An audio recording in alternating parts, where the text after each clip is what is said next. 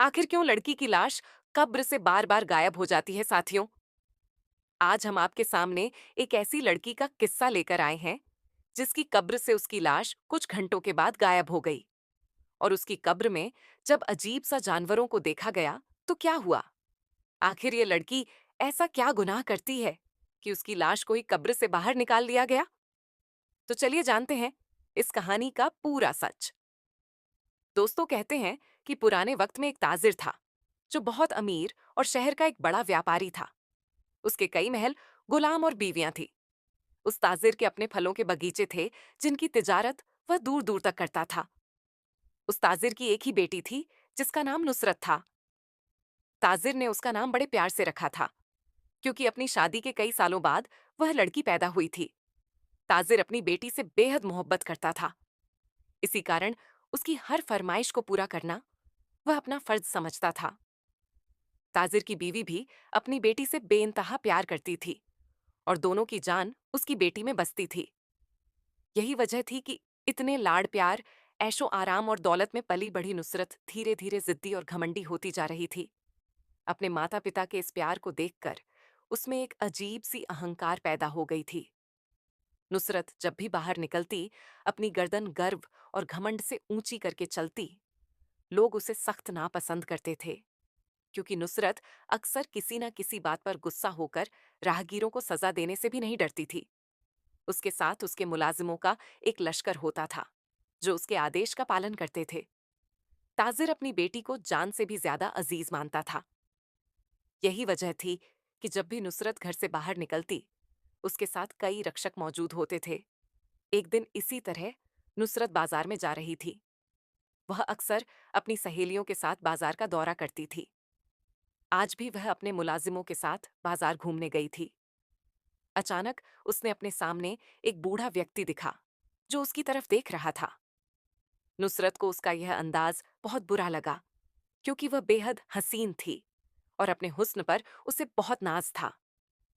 नुसरत ने अपने मुहाफिज को उस बूढ़े व्यक्ति को करीब बुलाने का हुक्म दिया और कहा, तुम्हारी हिम्मत कैसे हुई मुझे इस तरह देखने की? क्या तुम्हें मालूम नहीं मैं कौन हूं?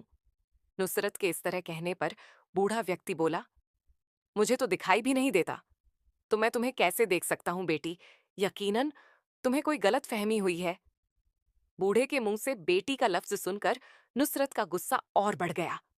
वह गुस्से से बोली, क्या तुम ये कहना चाहते हो कि मैं झूठ बोल रही हूं? नुसरत के गुस्से से भरे शब्दों पर उसके मुहाफिज आगे बढ़े और तभी नुसरत ने हुक्म दिया, इस बूढ़े को ऐसा सबक सिखाओ कि इसे याद रहे कि इसने मेरी तरफ नजर उठाकर नहीं देखना और ना ही मेरे सामने आना है।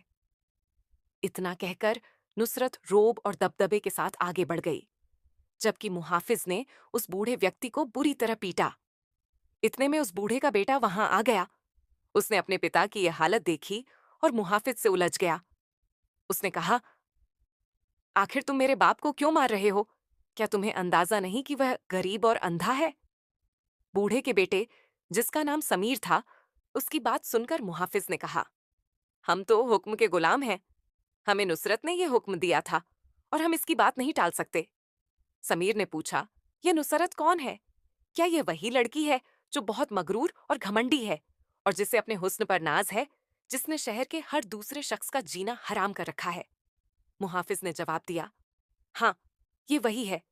हम खुद इसके जुल्मों और सितम से बहुत तंग हैं। वह बेवजह किसी को भी डांट देती है, मार देती है और नौकरी से निकलवा देती है। उसका बाप उससे बहुत मोहब्बत करता है, इसी वजह से उसकी कोई बात नहीं टाल सकता और इसी ने नुसरत के अंदर यह घमंड पैदा कर दिया है। यह कहकर मुहाफिज उस बूढ़े से माफी मांगते हुए वहां से चले गए। समीर कुछ देर तक सोचता रहा और उसी दिशा में देखता रहा जिस तरफ नुसरत और उसके मुहाफिज गए थे। नुसरत की इस हरकत के बाद समीर ने ठान लिया कि वह नुसरत को सबक जरूर सिखाएगा और उसके घमंड की सजा उसे जरूर देगा क्योंकि नुसरत ने उसके बाप के साथ बहुत गलत सलूक किया था। उसने समीर का दिल छलनी कर दिया था। समीर ने अपने बाप को वहां से उठाया और घर लाकर उसके जख्मों पर मरहम लगाने लगा। समीर का बाप गरीब और बूढ़ा था और अपने जख्मों की तकलीफ सहन नहीं कर पा रहा था, जबकि समीर लगातार उसकी तीमारदारी में मसरूफ रहा। 2-3 दिन बाद बूढ़े शख्स की हालत पहले से बेहतर हो चुकी थी और अब वह बेहतर महसूस कर रहा था। आज समीर घर से निकला।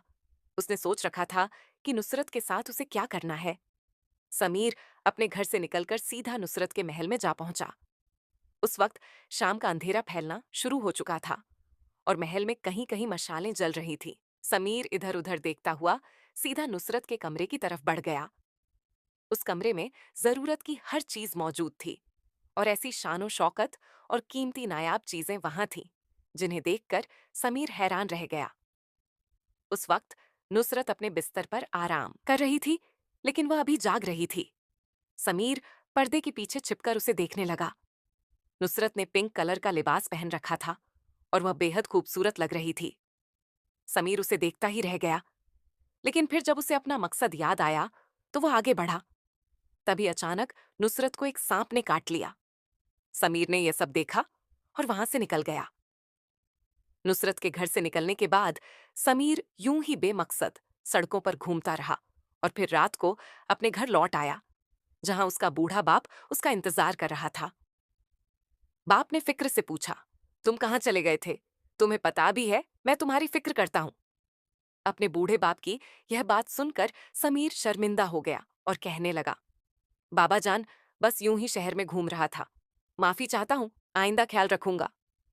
समीर की अदब से बात करने पर उसके बाप ने सिर हिलाकर उसकी बात मान ली और समीर अपने कमरे में चला गया। अगले दिन पूरा शहर एक नई कयामत का गवाह बना। बूढ़े ताजिर और उसकी बीवी को पता चला कि नुसरत अपने बिस्तर पर मरी हुई पाई गई। नुसरत की खास मुलाजिम ने यह खबर ताजिर को दी और यह सुनकर ताजिर जोर जोर से रोने लगा और अपना सिर दीवार पर मारने लगा। अपनी बेटी की मौत की खबर सुनकर ताजिर और उसकी बीवी गहरे सदमे में डूब गए। वे दोनों रोते रोते नुसरत के कमरे की तरफ भागे, जहां बिस्तर पर नुसरत की लाश पड़ी हुई थी। उसके जिस्म का सारा खून नीला पड़ चुका था और वह बेहोश और बेजान बिस्तर पर पड़ी थी। ताजिर ने शहर के बड़े बड़े हकीमों और तबीब को बुलवाकर नुसरत का मुआयना करवाया, लेकिन सच यही था कि नुसरत इस दुनिया से रुखसत हो चुकी थी। ताजिर और उसकी बीवी इस सच्चाई को बर्दाश्त नहीं कर पा रहे थे। ताजिर के घर में मातम छा गया था और मौत के बाद जो सन्नाटा होता है वह पूरे घर में फैल गया था। ताजिर और उसकी बीवी गम में डूब गए थे। ताजिर ने अपनी बेटी को अगले ही दिन शहर के सबसे बड़े और महंगे कब्रिस्तान में दफन कर दिया। अपनी बेटी को इस तरह दफनाना ताजिर के लिए बेहद तकलीफदेह था, लेकिन अल्लाह की मर्जी के आगे उसने सिर झुका दिया। फिर भी उसके दिल को ना तो सब्र था और ना ही सुख। नुसरत को दफनाने के बाद ताजिर देर तक उसकी कब्र के सिरहाने बैठा रहा और फिर रोते रोते घर आकर अपने कमरे में बंद हो गया।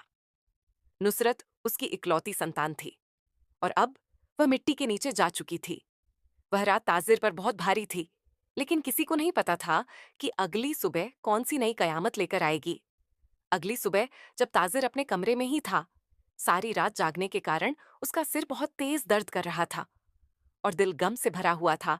तभी उसका एक मुहाफिज आया और कहने लगा, ऐ शेख, आपको पता है कि जब मैं सुबह नुसरत बीवी की कब्र पर फूल चढ़ाने गया तो एक अजीब मंजर देखा। मुहाफिज के खौफ भरे लहजे को सुनकर ताजिर ने पूछा, क्या हुआ? किस तरह का मंजर जल्दी बताओ, वरना मेरा दिल बैठ जाएगा। ताजिर के कहने पर मुहाफिज ने खौफ भरी नजरों से उसकी तरफ देखा और बोला, ऐ शेख, मैं जब वहां फूल चढ़ाने गया तो देखा कि बीवी की कब्र टूटी हुई थी और ताबूत गायब था। कब्र के अंदर कई जहरीले सांप और बिच्छू थे, जो थोड़ी थोड़ी देर में अपना फन उठाते थे। ये सुनकर ताजिर के पैरों तले से जमीन खिसक गई और वह अचानक खड़ा हो गया। उसने मुहाफिज का गिरेबान पकड़ते हुए कहा, यह तुम कैसी बकवास कर रहे हो? क्या तुम्हें अंदाजा है कि तुम मेरी बेटी के बारे में क्या कह रहे हो? ताजिर की बात सुनकर मुहाफिज ने कहा, मैं सच कह रहा हूं, मैंने झूठ नहीं बोला। आप मेरे साथ चलकर देख सकते हैं, ताकि आपको खुद सच्चाई पता चल जाए। मुहाफिज की यह बात सुनते ही ताजिर उसी वक्त बेकाबू होकर अपने घर से निकला और सीधा कब्रिस्तान की तरफ चला गया। वहां पहुंचकर उसे इस बात की तस्दीक हो गई कि वाकई नुसरत की कब्र टूटी हुई थी और उसके अंदर उसकी लाश मौजूद नहीं थी। कब्र के अंदर जहरीले सांप और बिच्छू घूम रहे थे। यह देखकर ताजिर फूट फूट कर रोने लगा और बोला, है अल्लाह, ये किस गुनाह की सजा है? मेरी बेटी आखिर कहाँ चली गई? किसने मेरी बेटी के मुर्दा जिस्म को चुरा लिया? आखिर ऐसा बदबख्त कौन है? ताजिर वहीं बैठा रोता रहा और आंसू जारी रखता रहा, लेकिन उसे यह समझ नहीं आ रहा था कि आखिर किसने यह सब किया है। तभी ताजिर ने मुहाफिज से कहा कि वह पूरे शहर का कोना कोना छान मारे और पता लगाए कि नुसरत की लाश कहाँ ले जाई गई है। मस्जिदों में घोषणा करवा दे और हर आने जाने वाले से पूछताछ करें। ताजिर के हुक्म के मुताबिक मुहाफिज ने शहर में हर शख्स से पूछताछ की। मस्जिदों में ऐलान करवा दी गई और हर व्यक्ति से नुसरत के बारे में जानकारी ली गई, लेकिन किसी को इस बारे में कुछ भी नहीं पता था। न किसी ने नुसरत की लाश देखी थी, न ही किसी ने उसे ले जाते हुए देखा था। इस बात से ताजिर बहुत हैरान और परेशान था। अगर कोई यहां से नुसरत की लाश लेकर गया था तो किसी ने तो उसे देखा होगा, पर कौन था वह शख्स और लाश कहाँ ले गया? इसका किसी को कोई अता पता नहीं था। ताजिर ने एक भारी इनाम का ऐलान भी करवा दिया था, क्योंकि वह चाहता था कि उसकी बेटी की लाश का जल्द से जल्द पता चल सके। दूसरी तरफ नुसरत की लाश समीर ले जा रहा था। जब उसने देखा कि जगह जगह पर नाकाबंदी हो गई है और हर राहगीर से पूछताछ की जा रही है, तो समीर थोड़ा सा परेशान हुआ। लेकिन फिर अचानक उसे एक ऐसी जगह का ख्याल आया जहां उसके अलावा कोई और नहीं जा सकता था। यह जगह समीर ने उस वक्त ढूंढी थी जब वह जादू का काम सीख रहा था और वहीं पर बैठकर वह अमल किया करता था। इसलिए समीर नुसरत को लेकर सीधा उसी जगह पहुंच गया और उसे फर्श पर लिटा दिया। उस वक्त नुसरत ने सफेद कपड़े पहन रखे थे और उसे देखकर समीर के दिल में अजीब सी भावनाएं उमड़ने लगीं। वह नुसरत की लाश तो वहां ले आया था, लेकिन अब उसे समझ नहीं आ रहा था कि आगे वह क्या करे। जिस रात समीर नुसरत के कमरे में दाखिल हुआ था, उसने एक जादुई अमल के जरिए नुसरत के शरीर में सांप का जहर भर दिया था, जिससे नुसरत का इंतकाल हो गया था। यह सिर्फ एक जादुई अमल था और इसके बारे में समीर के अलावा कोई और नहीं जानता था। समीर ने अपना काम पूरा करने के बाद वहां से निकल गया। वह नुसरत को सबक सिखाना चाहता था और उसके लिए इससे बेहतर कोई रास्ता नहीं था। जब नुसरत को दफना दिया गया तो रात में समीर उसे कब्र से निकालकर शहर से बाहर ले आया। समीर सिर्फ नुसरत को उसके घमंड की सजा देना चाहता था, इसलिए उसने यह सब किया। कुछ देर बाद उसने जादुई तरीके से नुसरत के शरीर से जहर को खत्म कर दिया और कुछ समय के बाद नुसरत को होश आने लगा। वह अपना दुखता हुआ सिर पकड़े हुए कहने लगी, मैं कहाँ हूं? ये जगह कौन सी है? तभी नुसरत की नजर समीर पर पड़ी। उसने गुस्से में समीर की तरफ देखा और कहा, तुम कौन हो? नुसरत के लहजे में अब भी घमंड झलक रहा था। उसे केवल यह फिक्र थी कि वह कहाँ है, लेकिन उसके साथ जो हुआ उसे कुछ याद नहीं था। तभी समीर ने कहा, तुम अब मेरी गिरफ्त में हो और अब जब तक मैं चाहूंगा तुम यहीं रहोगी। नुसरत ने यह सुनते ही गुस्से से समीर को घूरा और बोली, क्या तुम जानते नहीं कि मैं कौन हूं? मेरा बाप कौन है? नुसरत के इस घमंड भरे अंदाज पर समीर ने जवाब दिया, मैं अच्छी तरह जानता हूं कि तुम कौन हो और तुम्हारा बाप कौन है, लेकिन तुम यह नहीं जानती कि मैंने तुम्हारे साथ क्या किया है। तुम्हारे बाप के लिए अब तुम एक लाश हो, जिसकी तलाश में वह पूरे शहर में पागल हुआ घूम रहा है। समीर की यह बात सुनकर नुसरत के पैरों तले जमीन खिसक गई। वह बोली, तुम ये क्या कह रहे हो? ये कैसे मुमकिन है? मैं तो जिंदा हूं, फिर मेरा बाप मुझे मरा हुआ कैसे मान सकता है? नुसरत की बात सुनकर समीर हंस पड़ा और कहने लगा, तुम्हारा तो 2 दिन पहले ही इंतकाल हो चुका था। मैंने तुम्हें मार दिया था और फिर तुम्हारी लाश को कब्र से निकालकर यहां ले आया हूं।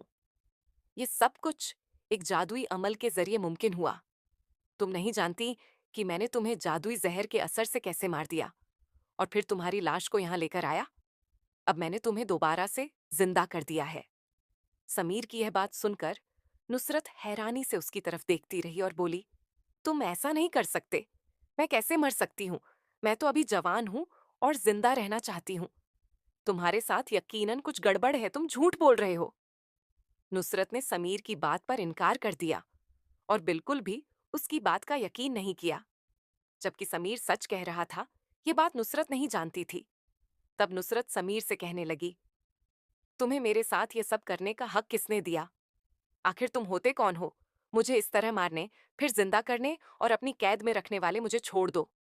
और जल्दी मुझे मेरे घर वापस ले चलो, मेरे माँ-बाप परेशान हो रहे होंगे। नुसरत ने गुस्से भरे लहजे में समीर से कहा। समीर ने जवाब दिया, तुम्हारे इसी घमंड और गुरूर को खत्म करने के लिए मैंने तुम्हारे साथ ये सब किया है, और अब तुम देखना, जब तक तुम्हारा यह घमंड खत्म नहीं होता, तुम यहां से कहीं नहीं जा सकती। यह कहकर समीर वहां से चला गया, जबकि नुसरत वहां पर कैद थी। नुसरत ने वहां से भागने की बहुत कोशिश की, लेकिन उसे कोई रास्ता नहीं मिल रहा था। वहां ना तो कोई खिड़की थी और ना ही कोई रोशनदान। केवल एक दरवाजा था, और उसी से समीर जा चुका था। दरवाजा खुलने का नाम नहीं ले रहा था। नुसरत ने मदद के लिए आवाजें भी लगाई, चीखी चिल्लाई, लेकिन कहीं से भी उसके लिए कोई मदद नहीं आई। उसे इस जगह के बारे में कुछ पता नहीं था कि ये कहाँ है और कैसी जगह है। वह वहीं बैठकर अपने माँ बाप को याद करती रही और रोती रही। अपने महल के ऐशो आराम के बारे में सोचकर उसे एहसास हुआ कि उसने कितना कुछ खो दिया है। वह समीर के वापस आने का इंतजार कर रही थी कि वह कब आएगा और उसे इस कैद से आजादी दिलाएगा। लेकिन समीर का ऐसा कोई इरादा नहीं था। सारे शहर में नुसरत की लाश को ताज के आदमी ढूंढ रहे थे। ताजिर ने एक बड़ी इनामी का ऐलान कर दिया था, लेकिन अब तक नुसरत के बारे में किसी को कुछ पता नहीं चल पाया था। एक दिन समीर नुसरत के पास आया और कहने लगा, तुम्हारा बाप तुम्हें बुरी तरह से ढूंढ रहा है, लेकिन मैं तुम्हें तब तक यहां से रिहा नहीं कर सकता जब तक तुम मेरे बाप से माफी नहीं मांग लेते। समीर की बात सुनकर नुसरत बेइख्तियार उसकी तरफ देखने लगी और बोली, मैं तुम्हारे बाप से क्यों माफी मांगू? आखिर मैंने किया क्या है?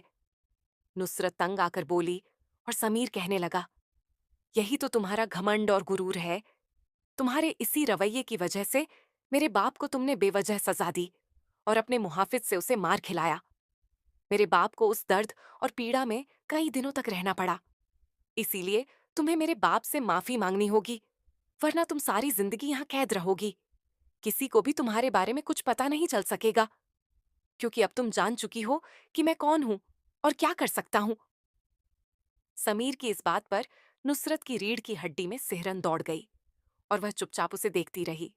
नुसरत एक अकड़बाज और घमंडी लड़की थी और किसी भी सूरत में समीर के आगे झुकना नहीं चाहती थी। लेकिन जो भी हालात थे, वे सब समीर के पक्ष में जा रहे थे। इसीलिए नुसरत उसे मनाने लगी और कहने लगी, मैं तुमसे मिन्नत करती हूँ कि मुझे यहाँ से रिहाई दिला दो। मैं यहाँ से चली जाऊंगी और तुम्हारे बाप से माफी मांग लूंगी। बस एक बार मुझे यहाँ से जाने दो। नुसरत ने रोते हुए समीर से मिन्नत की। समीर ने जवाब दिया, नहीं, अभी नहीं। मैं तुम्हें अच्छी तरह जानता हूँ। तुम्हें अब तक समझ नहीं आई है। तुम सिर्फ समय बिताने के लिए मेरे आगे इस तरह हाथ फैला रही हो। मुझे पता है कि यह सब तुम्हारा नाटक है, लेकिन जब तक तुम्हें सही मायनों में अपनी गलती का एहसास नहीं होता और जब तक तुम अपने घमंड और गुरूर को नहीं छोड़ती, मैं तुम्हें यहां से नहीं जाने दूंगा। समीर ये कहकर वहां से चला गया और नुसरत वहीं बैठी सिर पटक कर रोती रही। वह सोच भी नहीं सकती थी कि वह इतनी बड़ी मुसीबत में फंस जाएगी। हालांकि समीर के दिल में नुसरत के लिए मोहब्बत के जज्बात पैदा हो गए थे। जिस दिन उसने नुसरत को मुर्दा हालत में लाकर यहाँ लिटाया था, उसी दिन से समीर का दिल उसे पसंद कर चुका था। लेकिन वह अपने बाप से धोखा नहीं कर सकता था। इसीलिए नुसरत को सजा देने के लिए किसी भी हद तक जाने के लिए तैयार था। कुछ दिन और गुजर गए। जब समीर नुसरत के पास आया तो उसने देखा कि नुसरत बहुत उदास थी और उसकी तबीयत भी ठीक नहीं थी। उसकी आंखों के गिर्द गहरे काले घेरे थे और उसका रंग पीला पड़ चुका था। यह हालत देखकर समीर थोड़ा शर्मिंदा हुआ। नुसरत ने कहा, मैं समझ गई हूं कि मैं बहुत गलत थी। मैं लोगों के साथ इंसाफ नहीं करती थी और उनके साथ गलत रवैया रखती थी। तुम मुझे माफ कर दो और अपने बाप से भी मुझे माफी दिलवा दो। अब मैं ऐसा कुछ नहीं करूंगी। तुम चाहो तो मुझे इस कैद में रखो या वापस मेरे घर भेज दो। मुझे अब इससे कोई फर्क नहीं पड़ता। बस मेरे बाप को बता दो कि मैं जिंदा हूं और सही सलामत हूं, क्योंकि मुझे पता है कि मेरे बाप को मेरी चिंता पागल कर देगी। नुसरत ने मिन्नत भरे अंदाज में यह कहा तो समीर बेइख्तियार उसकी ओर देखने लगा, क्योंकि इस वक्त नुसरत की आंखों में उसे सच्चाई नजर आ रही थी। समीर समझ गया था कि नुसरत को अपनी गलतियों का एहसास हो गया है और वह अपने किए पर शर्मिंदा है।